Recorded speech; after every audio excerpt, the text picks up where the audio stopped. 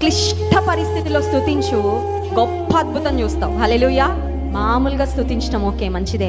అన్ని సమయాల్లో స్తుతించాలి, అన్ని సమయాల్లో ప్రార్థించాలి. క్లిష్ట సమయంలో ప్రార్థన రావట్లేదండి, అయినా ప్రార్థన చేయి. స్తుతే రావట్లేదండి, అయినా స్తుతించి. కొన్ని ఇష్టం లేకపోయినా చేయమండి. మనం తినబుద్ధి కాదు, అయినా తింటాం కదా. కొన్నిసార్లు ప్రార్థన చేయబుద్ధి కాదు నీకు, ఎందుకంటే నీకు వచ్చిన పరిస్థితులను. మైండ్ బాగాపోతే అప్పదంట, మైండ్ బాగాలేదుగా పడుకో, మైండ్ బాగాలేదుగా సోఫాలోని కూర్చో, ఆ మూల. దేవుడు అంటున్నాడులే, నీ మనసు అంగీకరించకపోయినా, నీకు చేయబుద్ధి కాకపోయినా స్తుతించడం సరి అయిన పని, ప్రార్థించడం సరైన పని. నీ పరిస్థితులు మారని, నువ్వు అక్కడే ఉంటే మారవు, ఎప్పటికీ అలానే ఉంటాయి. ఎన్ని సంవత్సరాలు అయిపోయినా అలాగే ఉంటాయి నీ పరిస్థితులు. నువ్వు లేచి, నీకు అనిపించకపోయినా, నీకు చేయబుద్ధి కాకపోయినా, నీ మనసు అంగీకరించకపోయినా స్తుతించు, ప్రార్థించు.